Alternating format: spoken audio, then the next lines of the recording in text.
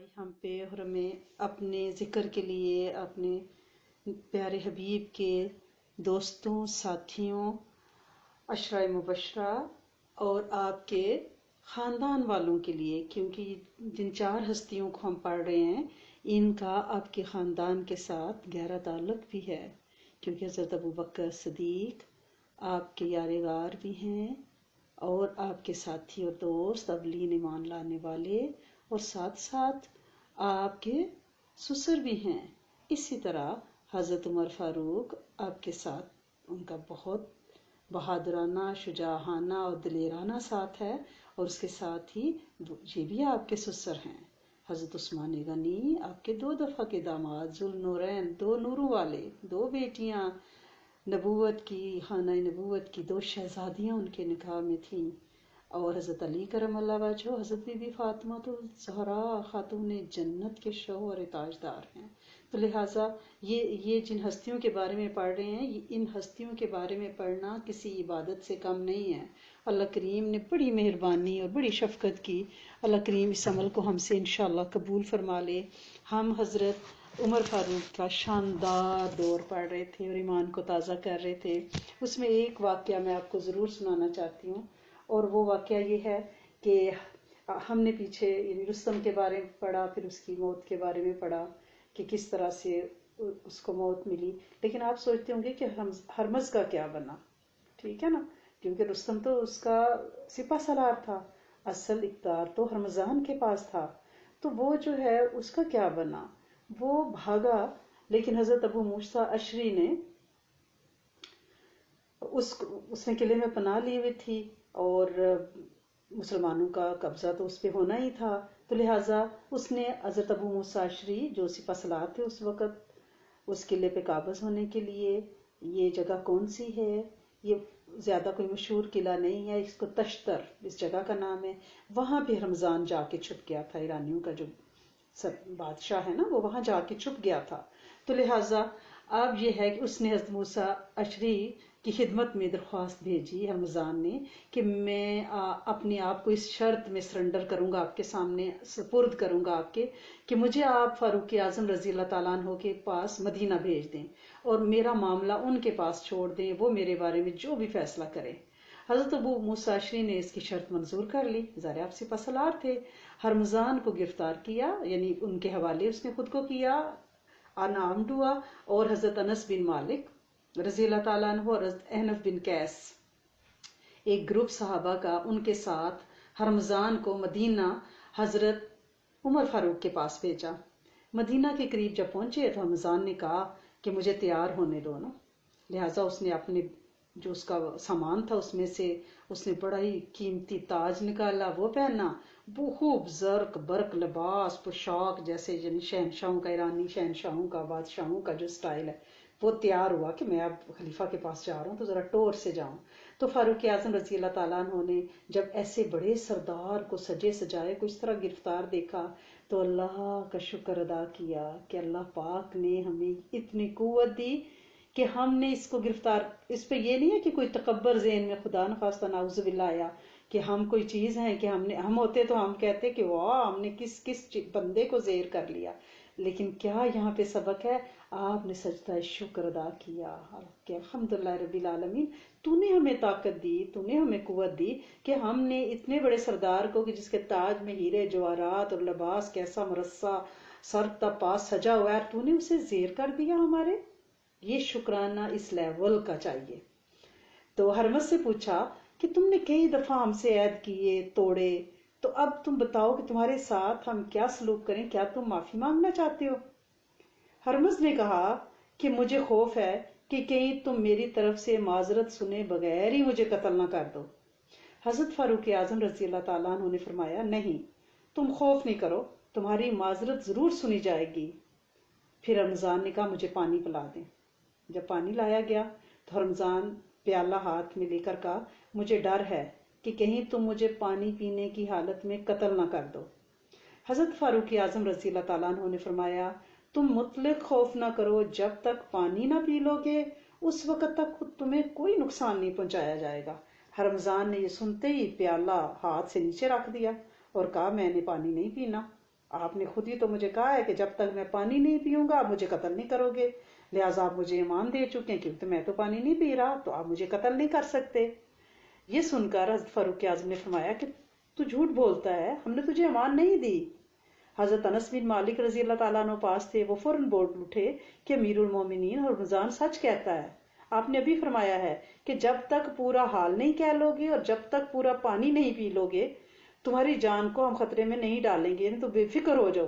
تو فاروق اعظم یہ سن کر حیران رہ گئے اور رمضان سے مخاطب ہو کر بولے، تم نے مجھے دھوکہ دیا ہے مگر میں تمہیں کوئی دھوکہ نہیں دوں گا، مناسب ہے کہ تم اسلام قبول کر لو۔ رمضان نے اسی وقت کلمہ توحید پڑھا۔ دیکھیں یہ اخلاق ہے، حالانکہ جو جملہ آپ نے بولا تھا اس کی یہ نیت اور یہ مقصد بالکل نہیں تھا، آپ تو اسے تسلی دے رہے تھے کہ جب تک آپ پانی نہیں پی لو تسلی رکھو، آپ کی بات سنی جائے گی، پھر آپ کو سزا دی جائے گی، آپ کے بارے میں فیصلہ ہوگا۔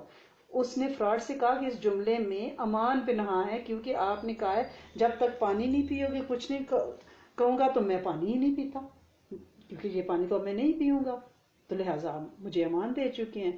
تو آپ نے فرمایا ٹھیک ہے، تم نے تو مجھے دھوکہ دیا ہے لیکن میں دھوکہ نہیں دوں گا، میں اپنے لفظوں کا پاس رکھوں گا۔ تو اس پر وہ ایمان لے آیا۔ رمضان نے اسی وقت کلمہ توحید پڑھا، سبحان اللہ۔ فاروق اعظم بہت خوش ہوئے اور رمضان کو مدینے میں رہنے کے لیے گھر دیا، 2000 سالانہ اس کی تنخواہ مقرر کی، اور جتنے پھر اس کے بعد فارس میں ایران میں جتنی مہمیں بھیجتے تھے اس سے مشورہ لیتے تھے، کیونکہ وہ وہاں کا بادشاہ رہ چکا ہے نا، اس کو سارے ویک پوائنٹ پتہ ہے کہ کدھر سے اٹیک کریں تو کہاں فوج زیادہ لگی ہوئی ہے، کون سا جنگی سٹائل جو ہے وہ فارس میں زیادہ کام آتا ہے۔ تو بہرحال بعد میں اس فایات کے بعد ہرمز کا ایمان لانا فتح فارس میں مشاورت کی صورت میں بہت بینیفیشل رہا ہے۔ ٹھیک ہے، تو یہ واقعہ میں آپ کے ساتھ ضرور شیئر کرنا چاہتی تھی کہ ہم جب بھی کسی سے کوئی بھی وعدہ کریں، چاہے ہمارے لفظوں کا وہ مطلب ہماری نیت میں نہ ہو، اگلا اس سے جو مطلب اخذ کرے ہمیں اس کا بھی مان رکھنا اور پاس رکھنا ہے، ٹھیک ہے نا۔ تو پھر اگلا اخلاق سے متاثر ہوتا ہے۔ اگر اور کوئی ہوتا تو وہ کہتا اب تو تجھے چھوڑوں گا نہیں، میں تو بادشاہ وقت تو تم فراڈ کرتے ہو وہ بھی میرے ساتھ۔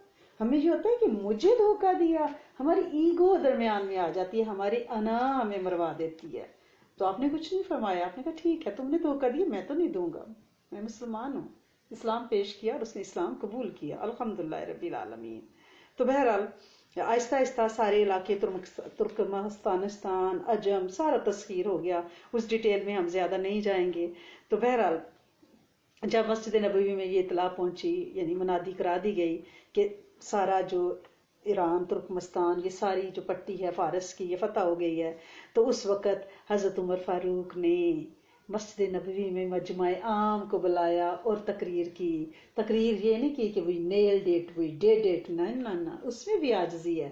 آج مجوسیوں کی حکومت فنا ہو چکی ہے، اب وہ اپنے ملک میں بالش بھر زمین کے بھی مالک نہیں ہو سکیں گے کہ مسلمانوں کو نقصان پہنچا سکیں۔ مسلمانوں، اللہ تعالیٰ نے تم کو مجوسیوں کی زمین، مجوسیوں کے ملک، مجوسیوں کے اموال اور املاک کا مالک بنا دیا ہے، لیکن اب کیوں بنا دیا؟ تاکہ اب تمہارے اموال و فال کو جانچے۔ کتنی بڑی اس میں بات ہے کہ جب رب کی نعمتیں، عطائیں، انعامات مل رہے ہوں تو اس سے یہ نہ سمجھا جائے کہ ہم اس کے لاڈلے، ہم بڑے مستجاب الدعوات ہو گئے ہیں، ہمیں یہ انعامات ملے ہیں۔ آپ نے وجہ کیا بتائی ہے؟ تاکہ اب تمہارے اموال اور افعال کو جانچے کہ مال ملنے پہ، فتوحات ملنے پہ، وکٹریز کے بعد تم کیا کرتے ہو، تمہارے عمل اور تمہارے کام اور تمہاری سوچیں، کیا ان میں کوئی تکبر تو نہیں آتا؟ کیا عاجزی اور انکساری آج بھی تمہارے دلوں میں جاگزی ہے؟ بس مسلمانوں، تم اپنی حالت کو متغیر نہ ہونے دینا، ورنہ اللہ تعالیٰ تم سے بھی حکومت چھین لے گا اور کسی دوسری قوم کو تم پہ مسلط کر دے گا۔ یعنی اگر نعمتیں ملنے پر عاجزی اختیار نہ کی جائے، شکر نہ کیا جائے، تو میرا رب نعمتیں چھین کے کسی اور کو دے سکتا ہے۔ تو اس سے پہلے کہ ہم فاروق اعظم کی اولیات اور ان کے جتنے کارنامے ہیں ان کو دیکھیں جو نظام حکومت بنانے میں ان کو کیے ہیں، تو بہتر لگتا ہے کہ ہم اس سے پہلے ایک دو واقعات ہیں جیسے قحط اور طاعون جو اس دور میں پھیلا ہے، کیونکہ ان دنوں ہم پینڈیمک جو جس پیریڈ سے کووڈ 19 سے گزر رہے ہیں، تو اس وقت بہت سے لوگ ہمیں اس تعاون کی مثالیں دیتے ہیں، تو آج اللہ پاک نے ہمیں موقع دیا ہے کہ ہم اسی پیریڈ کو پڑھ رہے ہیں، تو اس کو تھوڑا سا ہم ڈیٹیل سے دیکھ لیتے ہیں کہ وہ قحط اور وہ تعاون حضرت عمر فاروق کے دور میں وہ پلیگ جو پھیلا تھا وہ کیا تھا۔ تو 17 ہجری میں آخری مہینوں میں عراق، شام، مصر، یہ جو علاقے ہیں نا، یہاں پہ تعاون پلیگ پھیلا، اور 18 ہجری کے شروع میں اس میں اتنی شدت پیدا ہوگی، اور پھر اس کے ساتھ ہی عرب کی جو سرزمین تھی نا، جزیرت العرب، وہاں پہ قحط آ گیا، بارشیں نہیں ہوئی، غلہ ختم ہو گیا۔ غلے کی کمی سے تمام ملک میں بڑی پریشانی کا ظاہر ہے، بھوک پھیل گئی۔ فاروق اعظم رضی اللہ تعالیٰ عنہ نے قحط کو دور کرنے کے لیے، لوگوں کی مصیبت کو ہلکا کرنے کے لیے اتنی محنت، اتنی کوشش کی۔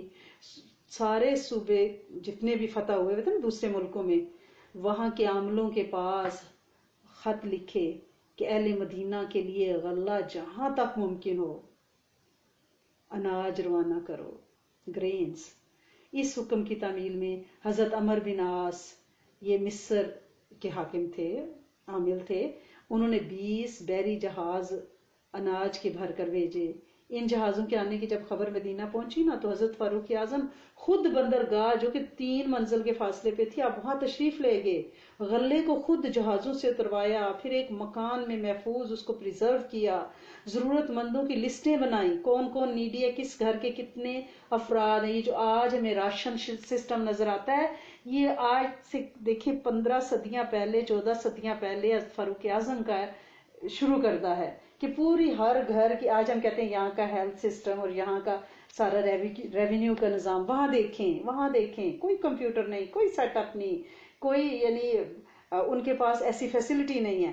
آپ نے لسٹیں بنوائیں ہر گھر کے، کتنے افراد ہیں، کتنی غربت ہے، کتنا غلہ ان کو چاہیے، غلہ اپنی نگرانی میں جہازوں سے اتروایا۔ حالانکہ آپ تو خلیفہ وقت تھے، آپ بیٹھ جاتے، آرڈر کر دیتے، کام ہو جاتا، لیکن آپ خود گئے ہیں اس سعادت کو حاصل کرنے کے لیے۔ اور پھر آپ نے اس غلے کو جب محفوظ کر لیا، فہرستیں، لسٹیں بنوا لیں، غلہ تقسیم کرایا گیا، اور حضرت فاروق اعظم نے عہد کیا تھا کہ جب تک قحط لوگوں پر مسلط ہے، ہم گھی اور دودھ ہرگز استعمال نہیں کریں گے۔ یہ وہ جذبہ ہے جو حاکم وقت سے لے کر ایک کچے گھروندے تک ہر فرد میں جب یہ یونیفارمٹی آتی ہے، تو اس وقت پھر اللہ تعالیٰ اس مساوات پہ انعام بھیجتے ہیں۔ یہ نہیں ہے کہ یمن میں ہمارے بہن بھائی بھوکے پیاسے صفحہ ہستی سے مٹنے جا رہے ہیں، لبنان میں کیا ہو رہا ہے، سیریا میں کیا ہو رہا ہے، اور ہم چکن بیک کر کے روز بریانیاں اور بیک کر کے اور واٹس ایپ پہ اور سوشل میڈیا پہ ڈشز کی فوٹو ایک دوسرے کے ساتھ شیئر کر رہے ہیں کہ پینڈیمک کوکنگز ہو رہی ہیں۔ ہم اپنی گروسری کی الماریاں اور فوڈ سٹوریج بھر کے، حالانکہ اب تو ان کی مدد کرنا بڑا آسان ہے، پہلے کتنا مشکل تھا۔ جہازوں سے غلہ خلیفہ وقت اتار رہے ہیں، اب تو آپ نے آن لائن جانا ہے، کلک کرنا ہے، اور آپ نے اپنے اکاؤنٹ سے اڑ کے منی ان کے اکاؤنٹ میں پہنچے گی، رائٹ اوے ان کو ہیلپ ملے گی۔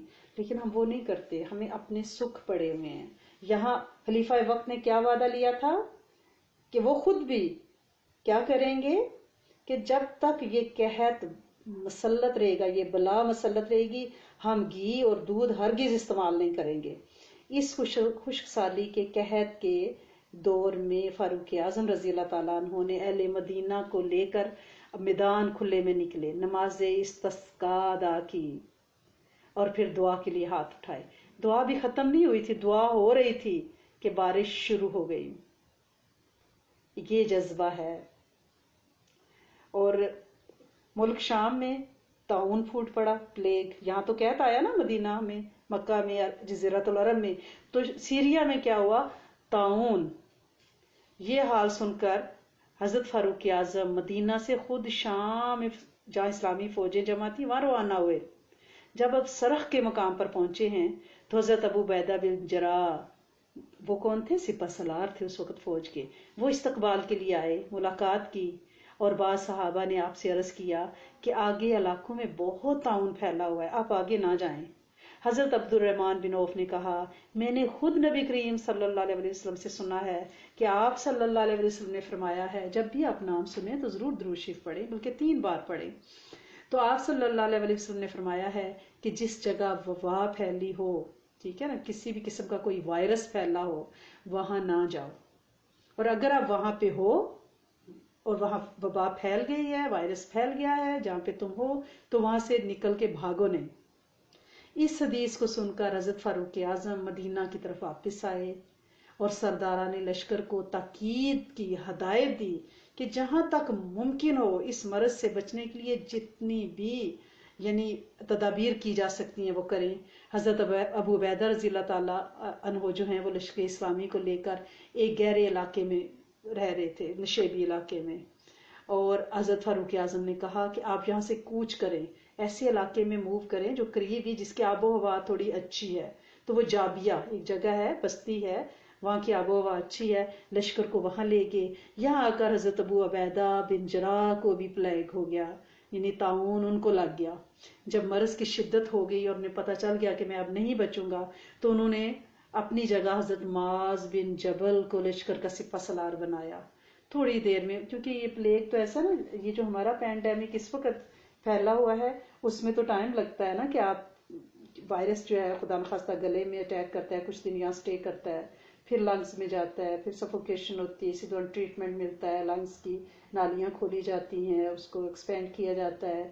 اگر پھر بھی نہ ہو تو وینٹیلیٹر پہ بندہ چلا جاتا ہے، فیور کو کم کرنے کے لیے ادویات استعمال کی جاتی ہیں. لیکن پلیگ ایک ایسی بیماری ہے کہ جس میں ایک گلٹی گلے پہ نکلتی تھی اور وہ ریڈ ہوتی تھی، اور کچھ ایک دو دن میں پورا تیز بخار اور بندہ ختم ہو جاتا تھا. تو لہٰذا، اور یہ بھی تھا کہ یہ چوہوں سے پھیلی ہے، کیونکہ جب میرا رب کوئی لانا چاہتا ہے وبا تو اسے پھر کوئی نہیں روک سکتا، کوئی بھی چیز بہانہ بن جاتی ہے. تو بہرحال تھوڑی دیر میں حضرت ابو عبیدہ بن جراح جو ہیں ہمارے ایک عظیم سپہ سالار، وہ شہید ہو گئے، فوت ہو گئے اس وبا سے. پھر انہیں جب پتہ چلا کہ میرے بچنے کی کوئی امید نہیں ہے، تو انہوں نے ایک بہت معتبر صحابی حضرت معاذ بن جبل کو سپہ سالار بنایا، لیکن انہیں بھی طاعون ہو گیا، وہ بھی نہیں بچے. پہلے ان کے بیٹے کو ہوا حضرت معاذ بن جبل کو، وہ فوت ہوئے. پھر یہ خود بیمار ہوئے حضرت معاذ بن جبل، اور انہوں نے مرنے سے پہلے حضرت عمر بن عاص کو اپنا جانشین بنایا جو مصر کے حاکم تھے، ٹھیک ہے نا، کہ وہ بھی اس کو کور کریں. حضرت عمر بن عاص حضرت معاذ بن جبل کی وفات کے بعد یہ بہت، حضرت عمر بن عاص بہت شاطر سپہ سالار تھے، ہوتا ہے نا بہت سمارٹ. تو انہوں نے فوری طور پہ کیا کیا، انہوں نے کہا کہ یہ جو نشیبی علاقہ ہے نا گہرا، یہاں نہیں، انہیں کسی اونچی جگہ پہ میں لے جاؤں، کسی پہاڑ کی چوٹی پہ، اور وہاں پہ جا کے ان کو سیلف آئسولیٹ کروں. یہ جو ایک ہی جگہ نشیب میں فوج پڑی ہوئی ہے، تو ایک دوسرے میں یہ وبا پھوٹ پڑی اور لگ رہی ہے. انہوں نے اپنی فوج کو عمر بن عاص نے چھوٹے چھوٹے ٹکڑوں میں بانٹا اور انہیں کہا پہاڑوں کی چوٹیوں پہ چڑھ جاؤ. چند روز کے بعد وبا کا زور جو ہے ٹوٹ گیا. یہی جو اب ہمیں سکھایا جا رہا ہے، یہ 1500 سال پہلے ہماری تاریخ کا حصہ ہے. اب ہمیں سکھایا جا رہا ہے کہ سوشل ڈسٹینسنگ، سیلف آئسولیشن، ایک دوسرے کو چھونا نہیں، ٹچ نہیں کرنا. اوپن ایئر میں اگر آپ نے کسی سے ملنا ہے تو پارک، بیک یارڈ میں دور دور ٹچ کیے بغیر آپ بات کریں، ماسک پہن کے رکھیے. سب کچھ وہی ہو رہا ہے. تو کچھ دنوں میں اس وبا کا زور کم ہو گیا. مصر کی فتح اس طاعون اور وبا سے پہلے ہو چکی تھی، کیونکہ حضرت عمر بن عاص جو ہیں وہ وہاں کے آلریڈی حاکم تھے. اور اس وبا میں بہت سے لوگ گئے ہیں، یعنی حضرت ابو عبیدہ بن جراح، حضرت معاذ بن جبل، اور یزید بن ابی سفیان دمشق کے حاکم تھے، حضرت ابو سفیان کے بیٹے، وہ فوت ہوئے ہیں. ان کی فوت کی جب خبر حضرت فاروق اعظم کو ملی تو ان کے ہی دوسرے بھائی حضرت معاویہ بن ابی سفیان کو دمشق کا حاکم بنایا. یعنی اس طرح بہت سے ہمارے بہترین سپہ سالار اور بہترین صحابہ جو ہیں وہ اس پورے سلسلے میں اللہ کو پیارے ہو گئے ہیں. اور بہرحال جو آپ کو تو پتہ ہی ہے کہ وبا جو پھیلتی ہے اس میں جو بندہ جاتا ہے تو اللہ کریم کی یہاں وہ نفلی شہادت ہے نا. تو یہ سارے شہدا ہیں اللہ کی رحمت سے. اور اس وقت بھی جو لوگ جا رہے ہیں اللہ کریم انشاءاللہ انہیں کلمے کے ساتھ لے جائے، شہادت کے رتبے پہ فائز کرے. اور جن کو یہ وبا لگی ہے انہیں شفائے کاملہ عطا فرمائیں، جن کا جانا ٹھہرا ہے ان کی بخشش فرمائیں، اور کلمے، وضو، نماز، ذکر کے ساتھ ان کو لے جائیں اور پوری امت کو اس سے بچا لیں انشاءاللہ العزیز. اسی سال یعنی جب یہ وبا پھیلی ہوئی تھی، حضرت فاروق اعظم نے مکہ اور مدینہ کے درمیان جو ٹریولر ہیں، مسافر ہیں، ان کی راحت کے لیے مکان، سرائیں، کنویں تعمیر کرائے، تاکہ لوگ جب آتے جاتے ہیں تو بالکل وہ نا بنجر ایریا ہے، تو وہاں پہ مسافروں کے لیے کنویں، پانی کا انتظام، سڑکیں اور مکان بنوائے، سرائیں بنائی۔ خانہ کعبہ کے سین کی بھی توسیع کی، لوگوں سے جو آس پاس گھر تھے نا ان کو خریدا، ان کو پیمنٹ کی، گھر گرائے اور خانہ کعبہ کے سین کو وسعت دی۔ کیوں وسعت دی؟ جو کام نبی صلی اللہ علیہ وسلم نے نہیں کیا تھا، حضرت فاروق اعظم نے کیوں کیا؟ اس لیے کہ اب ایران، عراق، ترکمانستان، مصر یہ سب فتح ہو چکے ہیں، اور اب لوگوں نے حج کے لیے مخلوق نے آنا ہے۔ اہل حجاز تو پہلے تھے، ان کے لیے وہ جگہ کافی تھی، اب مخلوق نے آنا ہے، اور وقت کا یہ تقاضا تھا کہ یہ اجتہادی عمل کیا جاتا، لہٰذا آپ نے توسیع کی۔ اگر کوئی آپ سے پوچھے کہ خانہ کعبہ کی پراپر جو توسیع ہوئی ہے تو وہ حضرت فاروق اعظم کے دور میں ہوئی ہے، کیونکہ فتوحات بہت زیادہ ہو گئی تھی، اور پھر حج کے دوران آپ کو پتہ ہے نا کہ مکہ میں اگر آنا ہے تو مدینہ حاضری دینی ہے، تو ایسی صورت میں مکہ اور مدینہ کے درمیان کنویں، سرائیں، مکانات بنانے ضروری تھے، سڑکیں بنانی ضروری تھیں، راستے بنانے ضروری تھے، تاکہ حاجی اور عمرہ کرنے والے اور مسافر ان کو سکھ چین مل سکے۔ اور جن جن ملکوں اور صوبوں کو فتح کیا ہے ان میں جو مشہور ہیں، یہ یوں سمجھیں جیسے اس دور میں آپ یوں سمجھیں کہ امریکہ، رشیا، چائنا، کینیڈا کی بات ہو رہی ہے، یہ اس تناظر میں آپ ان علاقوں کو لیں کہ فارس، عراق، جزیرہ، خراسان، بلوچستان، فلسطین، مصر، آرمینیا، یہ وہ علاقے ہیں، یہ کوئی معمولی فتح نہیں ہے۔ میں نے آپ کو جن ملکوں کے ساتھ ان کا موازنہ دیا یہ ویسے ملک تھے۔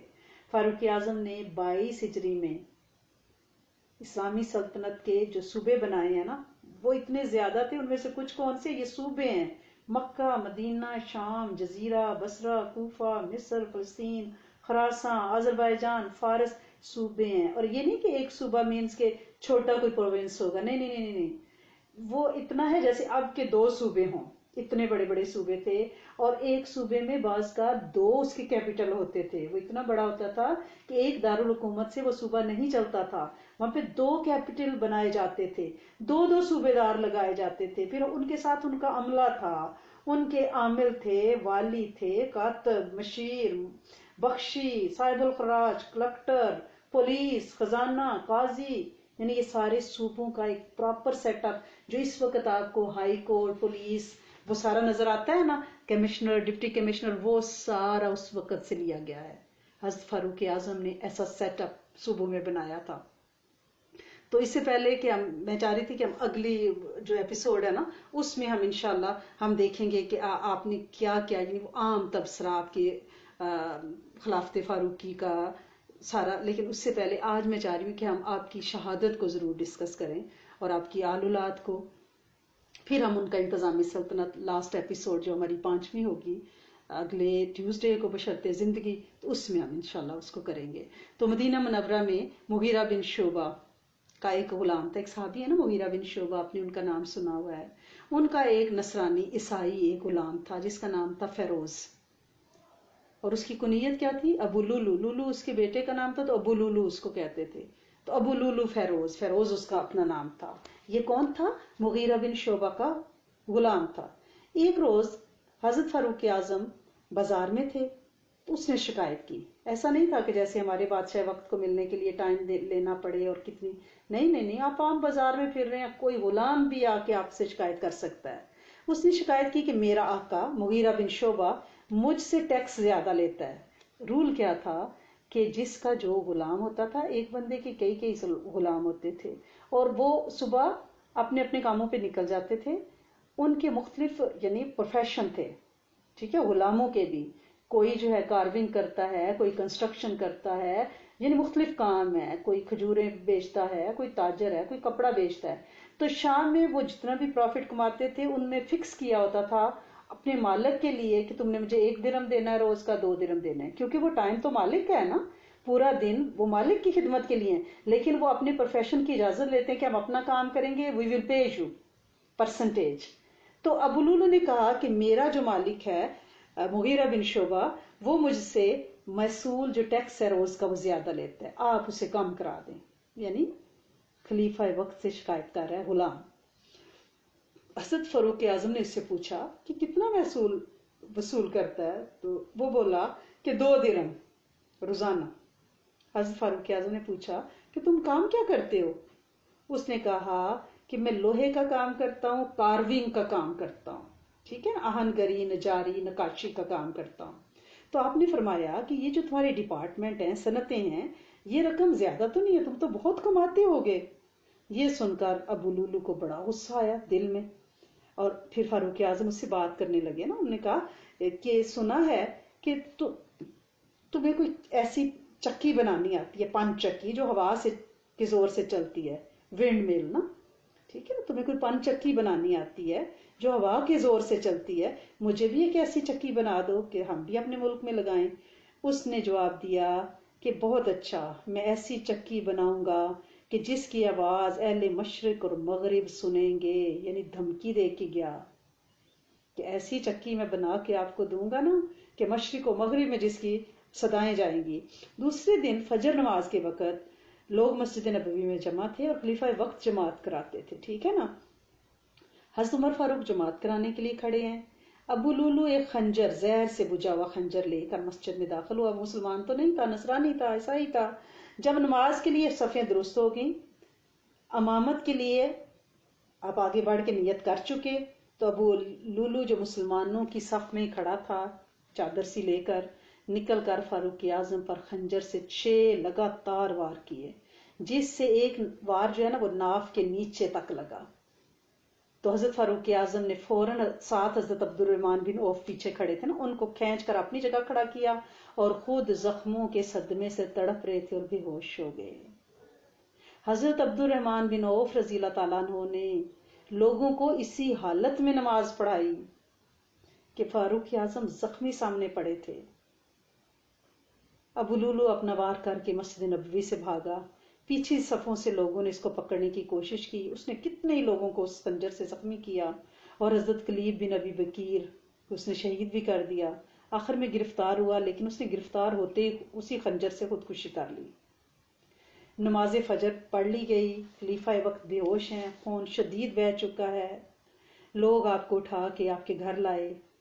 जब उन्हें होश आया तो सबसे पहले जो सवाल किया वो ये था, मेरा कातिल कौन है? लोगों ने अबू लुलू का नाम बताया तो आपने फरमाया, अल्लाह तेरा शुक्र है, मैं ऐसे शख्स के हाथों नहीं मारा गया जो अपने आप को मुसलमान कहता हो या जिसने अल्लाह को एक भी सजदा किया हो।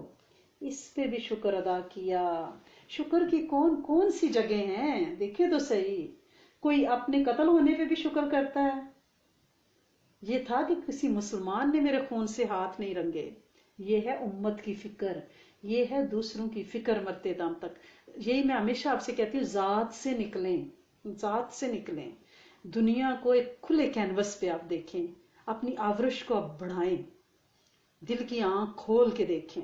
तो उस वक्त भी और कोई होता तो वो कहता, किसने मुझ पे वार किया, उसकी जरूरत में खलीफा वक्त तो अब भी उसका सर कलम करो, और कर दिया जाता। वो डिजर्व भी करता था, कोई इसमें बेइंसाफी नहीं थी। लेकिन आपने पूछा, आपने जब पता चला कि वो नसरानी है, तो आपने अल्लाह का शुक्र अदा किया कि मैं ऐसे शख्स के हाथों नहीं मारा गया जो अपने आप को मुसलमान कहता है और जिसने एक भी सजदा रब को किया हुआ है। एक तबीब डॉक्टर आया, उसने आकर दूध में नबीज मिलाकर आपको पिलाया, लेकिन जो ही वो आपने दूध पिया तो वो कटी हुई आंतों में से नबीज जख्मों के जरिए सारा बाहर निकल गया। ये हालत देखकर लोगों को पता चल गया कि आपके पास जिंदगी नहीं रही। लोगों ने कहा कि आपका वक्त कम है।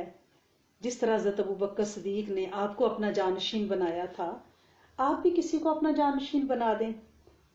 आपने हजरत अब्दुर्रहमान बिन औफ, हजरत साद बिन अबी वकास, हजरत जुबैर बिन अवाम, हजरत तलहा, हजरत अली, हजरत उस्मान गनी को तलब फरमाया। ये सारे अशरा मुबशरा हैं। हजरत तलहा मदीना से उस वक्त बाहर थे। हजरत फारूक आजम ने इन 5 सहाबा को मुखातिब करके फरमाया, 3 रोज तक हजरत तलहा के आने का इंतजार करना। अगर 3 रोज तक वो ना आए तो उनको जमात में शामिल ना करना। अगर 3 दिन में आ जाए तो उन्हें अपनी जमात में शामिल करके आप 6 हो जाना। 5 आदमी ही मशवरा करके अपना एक अमीर बना लेना, आप 5 में से ही बना लेना। फिर आपने अपने बेटे अब्दुल्ला बिन उमर को बुलाया कि अगर लोग کوئی اختلاف کرنے لگیں خلافت کے معاملے میں کہ یہ 5 ہیں ایک طرف 3 ہو جائیں ایک طرف 2 ہو جائیں، تو آپ جو ہے کثرت والے پورشن میں اپنا وزن ڈال دیں، یعنی ویٹو کا حق استعمال کرنا۔ پھر آپ کو پتا چل گیا تھا کہ میرا اب ٹائم نہیں ہے، پھر آپ نے یہ بھی فرمایا کہ اگر 6 صحابہ اور 3 ایک طرف ہو جائیں 3 ایک طرف، حضرت طلحہ بھی آ جائیں، ایک بندے کو کہیں ایک گروپ میں 3 ہو ایک میں 3 ہو، تو آپ نے فرمایا جس میں عبد الرحمن بن عوف شامل ہوں اس میں آپ شامل ہو جانا۔ پھر ابو طلحہ انصاری، مقداد بن اسود کو آپ نے بلایا۔ دیکھیں آخری وقت میں کیا اقتدامات ہو رہے ہیں کہ یہ جو 5 لوگ میں نے مقرر کیے ہیں نا، یہ جب خلیفہ بنا رہے ہیں نا، انہیں ایک گھر میں بند کر دو، یہ باہم مشورہ کریں، دروازے پہ آپ دونوں پہرا دو۔ کون؟ حضرت طلحہ انصاری اور حضرت مقداد بن اسود۔ کوئی بندہ ان سے ملنے جلنے نہ پائے تاکہ کانسپیریسیز نہ ہو، توڑ پھوڑ نہ ہو، لوگ خریدے اور بیچے نہ جا سکیں، ان کی رائے پہ اثر انداز نہ ہوا جا سکے۔ وہ 5 صحابہ سر جوڑ کے بیٹھے فیصلہ کریں، باہر کا کوئی بندہ ان سے نہیں ملے گا، آپ لوگ دروازے پہ پہرا دے گئے۔ اگر دونوں ایک طرف تھوڑے لوگ ہوں ایک طرف زیادہ ہوں تو بیٹے سے کہا اس پارٹی میں تم ویٹو کا ووٹ استعمال کرنا، اپنا پلڑا ڈالنا جس میں حضرت عبد الرحمن بن عوف ہیں، اور اگر حضرت طلحہ بھی ان 3 دنوں میں آ جاتے ہیں اور 3 ہو جاتے ہیں تو پھر بھی آپ حضرت عبد الرحمن بن عوف والے پلڑے میں اپنا وزن ڈالنا۔ بیٹے کو ان 5 لوگوں میں شامل نہیں کیا، بیٹے کو صرف ویٹو کا حق دیا ہے تاکہ ڈسیزن بنانے میں آسانی ہو سکے۔ پھر آپ نے ان 5 اشخاص کو بلایا اور انہیں وصیت کی کہ انصار کے حقوق کا بہت خیال رکھنا، کیونکہ یہ وہ لوگ ہیں جنہوں نے نبی کریم صلی اللہ علیہ وسلم کی مدد کی، مہاجرین کو اپنے گھروں میں ٹھہرایا، انصار تمہارے محسن ہیں، ان کے ساتھ تم احسان کرنا، ان کے لغزش خطا سے درگزر اور چشم پوشی کرنا۔ تم میں سے جو شخص خلیفہ مقرر ہو تم 5 میں سے، اس سے مہاجرین کا بھی خیال رکھنا ہوگا، کیونکہ یہ وہی لوگ ہیں جو اولین ایمان لانے والے ہیں۔ پھر یہ بھی کہا کہ جہاں جہاں ہماری فتوحات ہوئے ہیں وہاں جو ذمی ہیں، مینورٹیز ہیں، ان کا خیال رکھنا، ان کے ساتھ اللہ اور رسول کے معاملے میں ذمہ داری نبھانا، اور ذمیوں سے جو تم نے وعدے کیے ہیں ان کو ضرور پورا کرنا، اگر دشمن ان پہ حملہ کرے تو ان کی حفاظت کرنا، اور طاقت سے زیادہ ان پہ ٹیکس نہ ڈالنا اور بوجھ نہ لگانا۔ پھر اپنے بیٹے حضرت عبداللہ بن عمر کو بلا کر حکم دیا کہ حضرت بی بی عائشہ صدیقہ کی خدمت میں جاؤ، حضرت ابو بکر صدیق کے پہلو میں دفن ہونے کی اجازت طلب کرو۔ حضرت بی بی عائشہ صدیقہ کی خدمت میں حاضر ہوئے اور فاروق اعظم کی التجا پیش کی۔ حضرت بی بی عائشہ صدیقہ نے فرمایا یہ جگہ تو میں نے اپنے لیے رکھی تھی، کیونکہ دونوں محرم ہیں نا ان کے، وہاں پہ نبی کریم صلی اللہ علیہ وسلم اور ان کے والد حضرت ابو بکر صدیق، لیکن فاروق اعظم کو اپنی ذات پہ میں ترجیح دیتی ہوں، ان کو ضرور اسی جگہ دفن کیا جائے۔ یہ خبر جب حضرت عبداللہ نے فاروق اعظم کو سنائی تو بہت خوش ہوئے اور فرمایا میری سب سے بڑی مراد بھر آئی ہے، لیکن جب میں اس دنیا سے گزر جاؤں تو میرا جنازہ حضرت بی بی عائشہ صدیقہ کے دروازے پہ رکھ کے پھر اجازت طلب کرنا، کیا پتہ ابھی میں خلیفہ ہوں تو انہوں نے مجھے اجازت دے دی ہے، جب خلیفہ ختم ہو گیا ہوگا پھر اجازت مانگنا۔ تو لہٰذا 27 ذی الحج 23 ہجری کو آپ زخمی ہوئے تھے، 3 دن زخموں کی تکلیف آپ نے برداشت کی، 1 محرم 24 ہجری کو ہفتہ کے دن آپ فوت ہوئے ہیں، اسی دن دفن ہوئے ہیں۔ 10.5 سال آپ کی خلافت ہے۔ جنازے کو آپ کے دروازے کے حضرت بی بی عائشہ کے دروازے کے پاس رکھ کے اجازت لی گئی، انہوں نے پھر بھی اجازت مرحمت فرمائی۔ تو اس طرح آپ حجرہ مبارک میں نبی کریم صلی اللہ علیہ وسلم حضرت ابو بکر صدیق کے پہلو میں دفن ہیں۔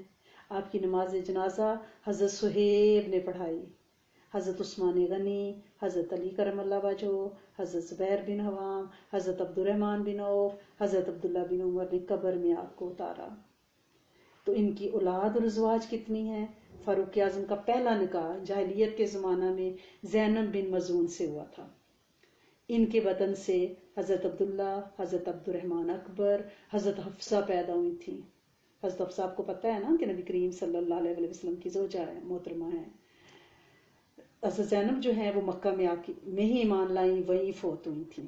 ٹھیک ہے، یہ آپ کی پہلی وائف ہے جو فوت ہو گئی تھی۔ اور یہ بھی اسمان بن مزون کی بہن تھی، اولین ایمان لانے والے ہیں، یعنی 14واں نمبر تھا ان کا ایمان لانے والوں میں، یعنی یہ گھرانہ ہی ایمان والا تھا، حضرت زینب والا۔ دوسرا نکاح جاہلیت میں ملیکہ بنت جرول سے ہوا، جن سے عبید اللہ پیدا ہوئے۔ یہ ایمان نہیں لائی تھی ملیکہ، اس لیے 6 ہجری کو جب حکم آیا تو ان کو طلاق دے دی گئی۔ تیسری بیوی آپ کی قریبہ بنت ابی امیہ تھی، جن سے جاہلیت میں نکاح کیا تھا، وہ ایمان نہیں لائیں۔ 6 ہجری کو یعنی ملیکہ کو بھی طلاق دی اور قریبہ کو بھی طلاق دے دی۔ چوتھا نکاح یعنی 2 بیویاں تو اب 2 ہی آپ کے نکاح میں، ایک فوت ہوگی اب ایک ہی ہے، تو ایک آپ کا نکاح ام حکیم بنت حرس بن ہشام سے ہوا، جن سے فاطمہ پیدا ہوئی۔ ایک نکاح آپ کا 7 ہجری میں جمیلہ بنت عاصم سے ہوا، جن میں سے عاصم پیدا ہوئے۔ آپ کو پتہ ہے نا، یہ وہی عاصم ہیں آپ کے بیٹے جن کا نکاح آپ نے اس بچی سے کیا تھا کہ ایک رات آپ گشت کر رہے تھے۔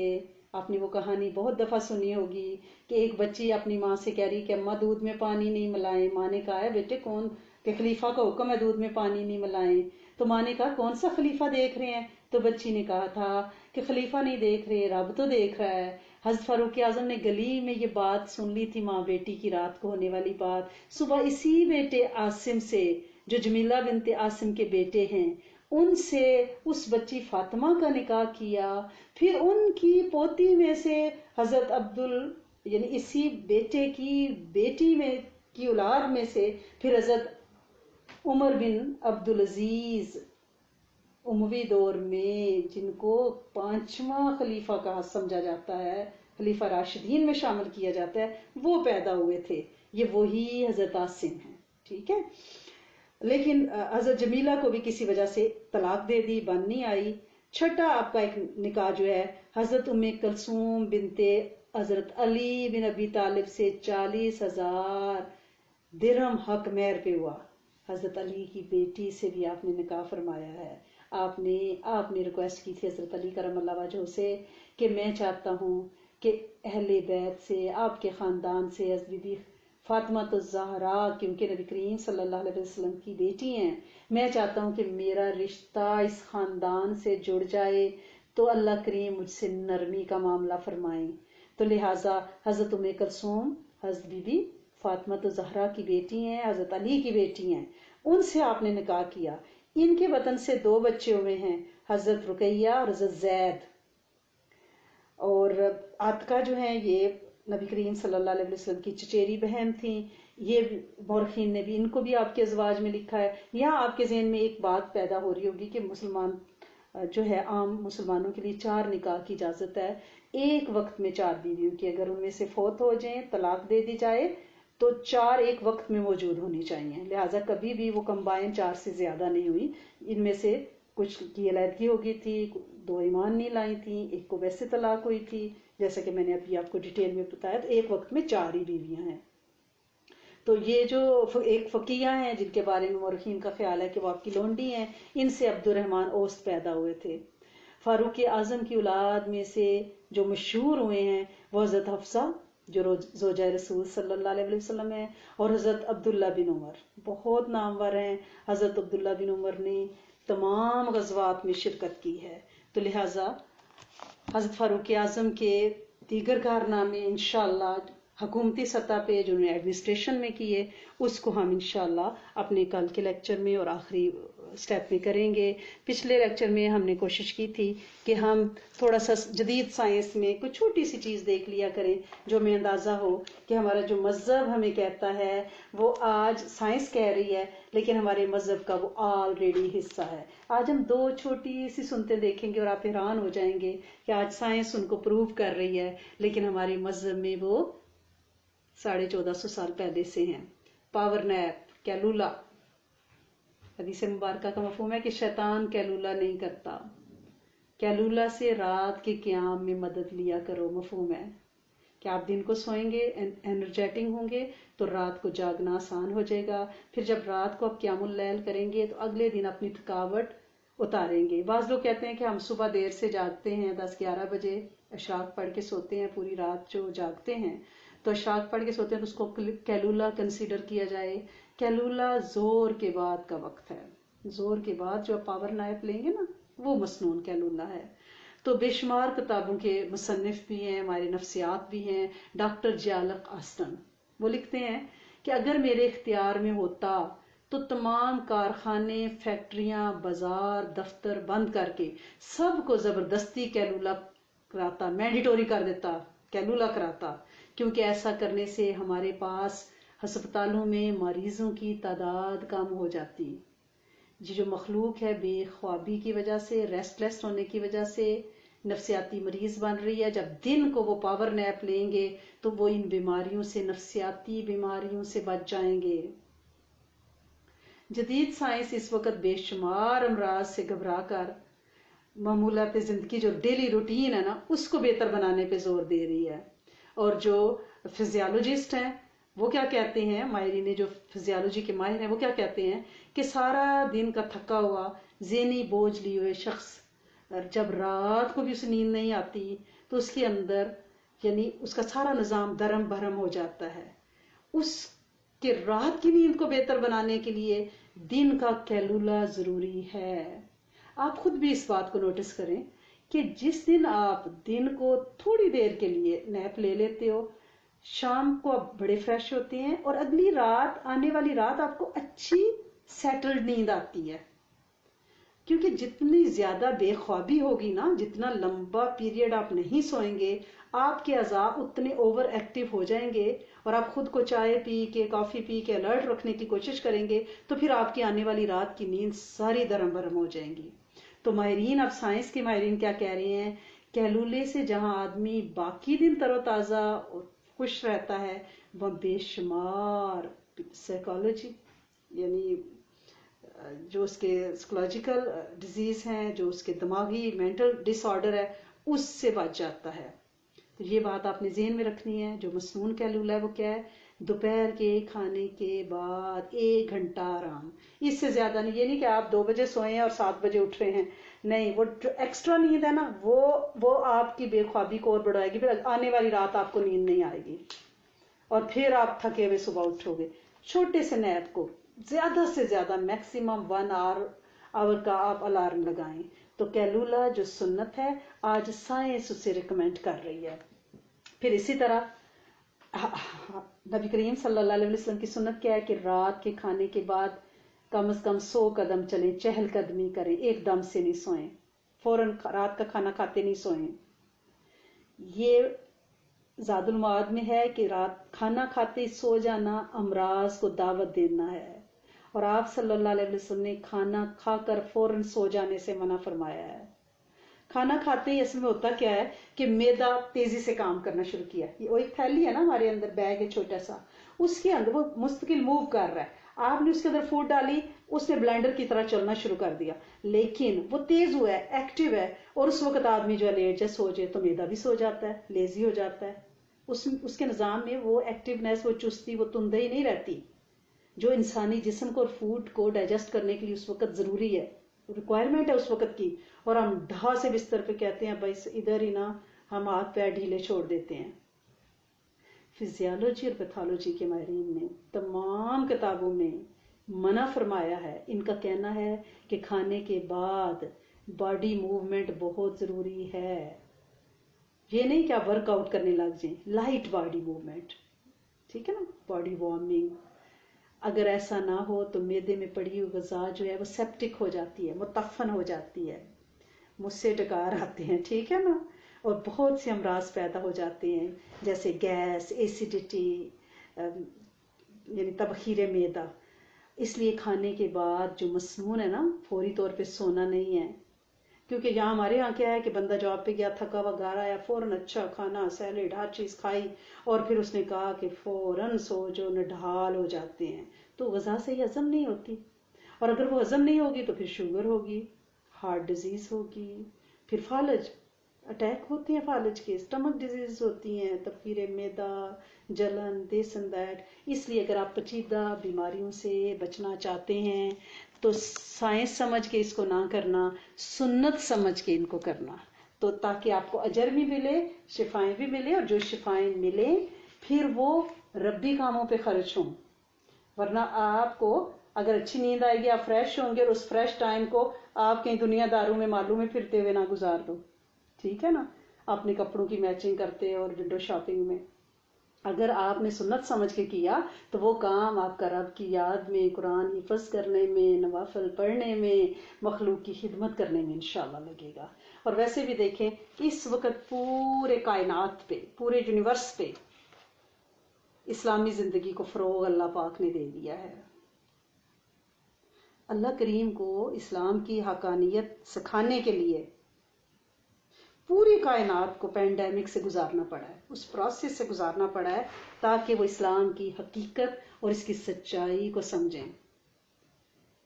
اسلام شروع سے کہہ رہا ہے نشہ نہیں کرو، شراب نہیں پیو، جوا سب حرام ہے. اب کہا جا رہا ہے پب، کسینو، کلب سارے کلوز کر دو. کیسا پینڈیمک سے گزارنا پڑا میرے رب کو یہ سچائی منوانے کے لیے. الکوہل بین کیا جا رہا ہے مختلف علاقوں، ملکوں میں کہ وہ قوت مدافعت کو ختم کر دیتا ہے اور پھر وائرس جلدی اٹیک کرتا ہے. ہائیجین پہ زور دیا جا رہا ہے، ہاتھ دھو، پاک صاف رہو، ناک میں پانی ڈالو. اسلام نے وضو کے نام پہ دن میں 5 بار مینڈیٹوری کیا ہوا ہے. اب کہا جا رہا ہے ہاتھ نہیں ملاؤ، سوشل ڈسٹینسنگ. اسلام نے تو پہلے ہی مردوں اور عورتوں کا اختلاف، ہاتھ ملانا منع کیا ہوا ہے. نہ صرف اب عورتیں بلکہ مردوں سے بھی کہا جا رہا ہے کہ ہاتھ نہ ملاؤ آپس میں ایک دوسرے سے، اور منہ ڈھانپ لو. نہ صرف عورتیں بلکہ مرد. نقاب کو سمجھانے کے لیے پینڈیمک سے گزرنا پڑا ہے کہ منہ ڈھانپیں، ناک ڈھانپیں، ہاتھ ڈھانپیں، اپنے آپ کو کور کریں، لوگوں سے بچیں، جراثیم سے بچیں. اور اب پتہ ہے کیا کون سی ویڈیوز وائرل ہو رہی ہیں اور جو آپ کے ویڈنگ ڈریسز آ رہے ہیں، جیسا ویڈنگ ڈریس ہے نا ویسا ہی ساتھ ماسک اسی امبرائڈری کے ساتھ، اسی کلر کا ساتھ بن کے آ رہا ہے. اور یہاں جو شادیاں ہوتی تھیں تو آج کل وائرل ویڈیوز کیا دکھا رہے ہیں کہ پہلے کیا ہوتا تھا، کسی کی منگنی ہے، کسی کا کوئی بھی ایسا فنکشن ہے، وہ ننگ تڑنگ کپل ایک دوسرے کے سامنے کون سی حرکات کرتا تھا کہ اس کو گلو لگ جاتی تھی، اس کو ڈنڈے سے علیحدہ کرنا پڑتا تھا. مخلوق دیکھ رہی ہے، تالیاں بج رہی ہیں. اب کیا ہے، اب دلہن پوچھتی ہے، دور ہاتھ کرتی ہے کہ انگوٹھی پہناؤ، میں نے دستانے پہنے ہوئے ہیں، تم نے بھی نقاب پہنا ہوا ہے، میں نے بھی پہنا ہوا ہے، make sure you wash your hands, یہ پوچھ رہی ہوتی ہے انگوٹھی پہننے کے لیے بھی. تو یہ میرے رب کا نظام ہے. بلکہ آسٹریلیا وغیرہ میں تو کمپلسری کر دیا، اور ہمارے ہاں بھی اس پہ بحث ہو رہی ہے کہ انڈور جو ہے آپ مالز وغیرہ میں جہاں بھی جائیں آپ پورا نقاب پہن کے جائیں. ٹھیک ہے نا. اور فیملیز کو پہلے بھی ہمارے ہاں، ہمارے بڑوں کے یہاں مردان خانے، زنان خانے، فیملیز کے لیے علیحدہ بیٹھک ہوتی تھی مردوں کے لیے. یہ جو گھس گھس کے بیٹھنا اور یہ کسیاں اور چمیاں اور چپ چپ ہوئی ہے نا، اس پہ میرے رب نے اب یہ سکھا دیا ہے کہ بالکل آئسولیشن، علیحدہ علیحدہ، دور دور بیٹھو، ٹچ نہیں کرنا ایک دوسرے کو. تو اللہ پاک نے پوری اسلامک لائف سٹائل جو ہے نا پوری کائنات پہ متعارف کرا دیا ہے اس وائرس کے ذریعے. تو اللہ کریم ہمیں وائرس کے ڈر سے نہیں، رب کے ڈر سے، قرآن کا حکم سمجھ کے یہ سارے اعمال کرنے کی توفیق دے. اگر آپ وائرس کے ڈر سے نقاب پہنو گے، حجاب پہنو گے، گلوز پہنو گے، بچو گے ہاتھ ملانے سے، جپھیاں ڈالنے سے، تو پھر کوئی فائدہ تو نہیں ہے نا. یہ اسلام کہہ رہا ہے، اسلام سمجھ کے آپ نے اس کو کرنا ہے.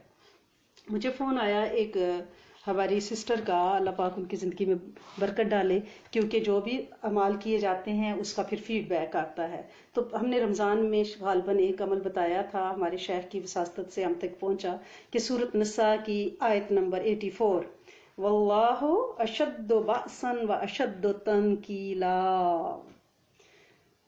انہوں نے بتایا ہے کہ اس آیت نے، سورۃ نساء کی اس آیت نے ان کو اندر سے اتنا مضبوط اور اتنی قوت عطا کی ہے کہ وہ جو اعصاب کا ٹوٹنا، کمزور پڑنا، ٹھنڈے پسینے آنا، خوف کا طاری ہو جانا، اعصاب کا کمزور ہو جانا، کسی اور ہستی سے مغلوب ہو جانا، وہ ساری چیزیں ختم ہو گئی ہے. ایک پازیٹیو ایسی یعنی تعمیری چینج آئی ہے کہ آئی فیل اسٹرانگر. جیسے بندہ اپنے پاؤں پہ کھڑا نہیں ہو جاتا، قوت فیصلہ بڑھ جاتی ہے، الفاظ کا چناؤ بہتر ہو جاتا ہے، مائنڈ اور ہارٹ کوآرڈینیٹ کرنے لگ جاتا ہے، بے ربط جملے اور بے ربط سوچیں اور بے ربط خیال جو ہیں اس سے بندہ بچ جاتا ہے. یہ چیز اس آیت سے ملی ہے. ویسے تو یہ آیت جادو ٹونے سے بچنے کے لیے، کیونکہ اس آیت میں طاقت ہے میرے رب کی. کہ آپ اس کا آشکارانہ سا ترجمہ دیکھیں، واللہ، جہاں واللہ کہا جاتا ہے نا تو پاور ہے میرے رب کی. اشدو، پھر اور ہو گیا، اللہ سخت قوت والے ہیں. اشد و باسن و اشد و تنکیلا، اور سخت سزا دینے والے ہیں. طاقت والے بھی ہیں اور سزا دینے والے بھی ہیں. اب اس طاقت کا جو پرتاؤ آپ کے وجود پہ پڑے گا نا، وہ آپ کی روح اور جسم کو مضبوطی ملے گی، کیونکہ میرے رب کی طاقت. اور جو شخص یہ نام لے لے گا، یہ آیت پڑھتا ہے انشاءاللہ، اس ہر آیت کا جو انفلوئنس ہے نا، جو عکس ہے، وہ انسانی وجود پہ پڑتا ہے، اس کی روح پہ پڑتا ہے. تو اس کا جو فیڈ بیک مجھے ملا جادو کے لیے بہت زیادہ ملا.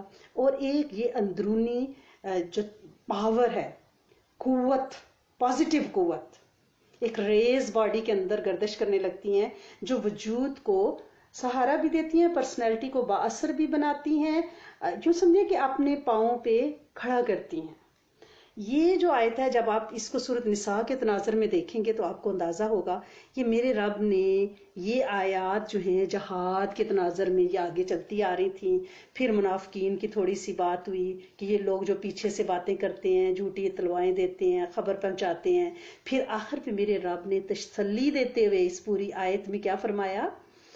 اس پوری آیت میں 85 میں میرا رب فرما رہا ہے، اے نبی صلی اللہ علیہ وسلم، تم اللہ کی راہ میں لڑو، تم اپنے سوا کسی کے ذمہ دار نہیں ہو، اور مومنین کو بھی ترغیب دو. امید ہے اللہ قریب ہی، یعنی ان قریب ہی کافروں کے زور جنگ کو روک دے گا. اللہ زور جنگ میں زیادہ سخت اور سزا میں بھی زیادہ سخت ہے. اب یہ دیکھیں اس پوری آیت کو، اگر آپ دیکھیں یہ آیت جو ہے نا، اس کا 85 کا، یہ چھوٹا سا ایک حصہ ہے، لیکن آپ اس میں یہ دیکھیں اس آیت میں کیا کہا گیا ہے کہ آپ آگے بڑھتے جائیں، اپنے سوا آپ کسی کے ذمہ دار نہیں ہیں، مومنوں کو بھی ترغیب دیں، اور امید ہے کہ اللہ کافروں کے زور جنگ کو توڑ دے گا. اب کافروں سے جب آپ اس آیت کو پڑھتے ہیں نا اپنے ذکر میں، جیسے آپ نماز کے بعد آپ 11 بار پڑھ لیں، یہ آپ کو نادیدہ دشمنوں سے بھی بچائے گا. نفس باغی نہیں ہوگا، اولاد تابعدار رہے گی، آپ کی پرسنالٹی میں اللہ کریم ایک خاص قسم کا تاثر، ایک عکس جو ہے نا وہ منعکس کریں گے، وہ نکلے گا. ایک آپ کو اندرونی پاور ملے گی. وہ بچیاں جو اپنے ان-لاز میں بہت زیادہ دب جاتی ہیں، اور کئی جگہوں سے ایسا فون آتا ہے کہ 20-20 سال ان-لاز کی اتنی خدمت کی، لیکن آخر پہ کسی ایک غلطی کی وجہ سے سب کچھ پہ پانی پھر جاتا ہے. اللہ پاک رحم فرمائے ایز امت ہم پہ. یا وہ مدر ان-لاز، فادر ان-لاز، جن کو جو بچے ہیں، جو یوتھ ہے، اسپیشلی جو بہوؤں کا طبقہ ہے، یہ ایک ایسی مخلوق ہے، بعض اوقات ان کو بالکل ٹکے کا کر کے رکھ دیتے ہیں، ان کو بے وقت کر دیتے ہیں، حالانکہ انہیں اندازہ نہیں ہے کہ ایک وقت آئے گا کہ انہوں نے بھی اس پروسیس سے گزرنا ہے، اور میرا رب گزارتا ہے. تو لہٰذا یہ میں کہوں گی کہ ہر بندہ اگر اس کو 11 بار 7 بار چلے ہر نماز کے بعد، دیکھیں یہ 6-7 لفظ ہیں، واللہ اشد باسن و اشد تنکیلا. آپ اس کو عادت بنا لیں انشاءاللہ. یہ انشاءاللہ ہم اس کو گروپ پہ بھی پوسٹ کریں گے. یہ آپ کی پرسنالٹی کو انشاءاللہ بیلنس کر دے گی، اور اللہ کا طاقتور ہاتھ آپ کے ہاتھ میں آ جائے گا. اور نادیدہ دشمن، چاہے وہ جادو ہے، جنات ہیں، سسرال ہیں، میکے ہیں، آپ کے ورک پلیس پہ کوئی ایسا لیگ پولنگ کا سلسلہ چل رہا ہے، اللہ کریم اس میں آپ کے مددگار ہوں گے، کیونکہ وہ اشد و باسن اور شد و تنکیلا ہے. ٹھیک ہے نا، وہ سزا میں بھی سخت ہے. تو لہٰذا آپ اس آیت کو پڑھا کریں انشاءاللہ آپ کے متی، آپ کے ریت جو ہے، آپ کے بچے، آپ کی فیملی، آپ کے دوست احباب آپ کے ساتھ احسن طریقے سے چلیں گے، کیونکہ آپ کی پرسنالٹی میں کوئی فلاح نہیں ہوگا. کوئی جھول نہیں ہوگا، اور آپ میں گفت فیصلہ بھی آئے گی، اور آپ میں ڈیلنگ بھی آئے گی، آپ کے لفظوں کا چناؤ بھی اچھا ہوگا، اور آپ کے بولوں میں تاثیر بھی آئے گی، کیونکہ اس کا طاقت والا ہاتھ آپ کی پشت پہ ہے نا، جو سزا میں بھی سخت ہے اور بدلہ لینے میں بھی سخت ہے۔ تو اس کا فیڈ بیک آیا تھا جن بچوں نے دیا، اللہ پاک ان کی زندگیوں کو نور سے بھرے، عافیتوں سے بھرے۔ اگر آپ لوگوں کو بھی اس طرح کا فیڈ بیک، آپ نے کوئی عمل کیا آتا ہے، چھپایا نہ کریں۔ ہماری بہت سی بچیاں کہتی ہیں کہ جب ہم بتاتے ہیں تو ہمارا وہ ذکر چھٹ جاتا ہے۔ صدقے جاؤں، ایسا نہیں ہوتا۔ آپ 3 دفعہ استغفار پڑھ کے اپنا ذکر دوسروں کو بتایا کریں تاکہ مخلوق کو اس سے فائدہ ہو۔ آپ دیکھیں جنہوں نے یہ بتایا، اب لوگ اس عمل کو کریں گے تو انشاءاللہ ان کو فائدہ ہوگا، کتنے ان کے دل سے دعا نکلے گی۔ تو آپ مجھے آڈیو میں، اگر آپ کہیں کہ فون پہ آپ مجھے آدھے گھنٹے کی بات کر کے اپنا پورے قصے سنائیں تو میری جان ایسا پاسبل نہیں، کتنے لوگوں کے فون سنوں گی میں؟ تو میری آپ سے ریکویسٹ ہے کہ 1 منٹ سے کم کی آپ آڈیو مجھے بھیجا کریں، سیکنڈز پہ بھیجا کریں، پہلے اپنے پاس پوائنٹس لکھ لیا کریں، اور انڈر 1 منٹ، کیونکہ اس سے زیادہ پھر سننا مشکل ہو جاتا ہے، پھر توجہ نہیں رہتی نا۔ تو جب تک آپ کی میسج آتا ہے، وہ سنا جاتا ہے، آپ کو توجہات ملتی ہیں، آپ کے لیے دعا نکلتی ہے دل سے، اور جن لوگوں کو فائدہ ہوگا وہ دعائیں بھی آپ کو لگیں گی۔ اس لیے میری آپ سے ریکویسٹ ہے کہ پلیز آپ فیڈ بیک اپنی آڈیو میں، لیکن لیس دین 1 منٹ، اور اونچی آواز میں بولا کریں۔ مجھے جو آڈیو میسج آتے ہیں اس میں سے 10% میں نہیں سن پاتی، کیونکہ آواز نہیں ہوتی۔ آپ کہیں دور بیٹھ کے اور دھیمے دھیمے کمبل کے اندر منہ کر کے بول رہے ہوتے ہو تو میں کیسے سنوں بھائی؟ میرے تو کان کتنا، میں ہیڈ فون پورا دن میرے کانوں پہ رہتا ہے، ایک کلاس، دوسری کلاس، تیسری کلاس، لوگوں کے فون، تو میرے تو کان اتنے طاقتور نہیں ہیں۔ تو اس لیے اگر آپ لوگ یہ سمجھتے ہیں کہ آپ نے مجھے 7 منٹ کی آڈیو بھیجی اور میں نے سنی ہے تو آئی ایم سوری ٹو سے میں نے نہیں سنی، ٹھیک ہے؟ تو لہٰذا آپ 1 منٹ سے کم اور اونچی آواز میں پلیز آپ اپنا فیڈ بیک دیا کریں تاکہ لوگوں کو اس سے فائدہ ہو۔ اللہ پاک آپ لوگوں سے اس عمل کو قبول فرمائے، آپ سے راضی ہو جائے، آپ کی نسلوں سے راضی ہو جائے۔ اللہم انی اسألک واتوجہ الیک بنبینا محمد صلی اللہ علیہ وآلہ وسلم، نبی رحمتی یا محمد انی اتوجہ بک الی ربک ان تقضی حاجاتی۔ اللہم لک الحمد کما انت اہلہ فصلی علی سیدنا محمد کما انت اہلہ۔ میں نے ایک کڈس کلاس میں آپ سے پرومس کیا تھا کہ ہم کینیڈین سروس جو ان دنوں مل رہی ہے $2000، اس کے بارے میں بات کریں گے۔ تو ہم نے کڈس کلاس میں تو کی تھی، یوتھ کلاس میں، تو وہ کل انشاءاللہ کریں گے۔ آج میرے بالکل ذہن سے نکل گیا، میں اپنے نوٹس میں اس کو لکھ لیتی ہوں، تو کل ہم انشاءاللہ اس پہ بات کریں گے۔ تو اللہ کریم آپ سب لوگوں کو رزق حلال طاہر طیب عطا فرمائے۔ ربنا آتنا فی الدنیا حسنۃ وفی الآخرۃ حسنۃ وقنا عذاب النار۔ رب ارحمہما کما ربیانی صغیرا، یا اول الاولین یا آخر الآخرین یا ذی القوۃ المتین یا ارحم المساکین یا ارحم الراحمین یا دلیل المتحیرین یا مفرح المعذونین یا غیاث المستغیثین، آغثنا آغثنا آغثنا یا الہی انک علی کل شیء قدیر۔ اللہ کریم تیرے بندے تیرے سامنے ہاتھ اٹھائے بیٹھے ہیں، جو اس وقت آمین کہہ رہے ہیں اور جو بعد میں کہیں گے۔ اللہ کریم ان سب کی دعاؤں کو عافیت، برکت، رحمت کے ساتھ قبول فرمانا۔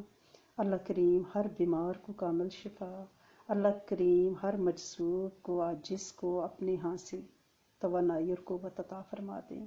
اللہ کریم ہر مخلوق الحال کی مدد فرمائیں، ہر کمزور کو قوی فرما دیں، ہر بے اولاد کو بہترین اولاد عطا فرمائیں، ہر بے زوج کو بہترین جوڑا عطا فرمائیں۔ اللہ کریم ہر گھر کو خیر و عافیت، برکت، سکھ، چین، سکون، عافیت عطا فرمائیں۔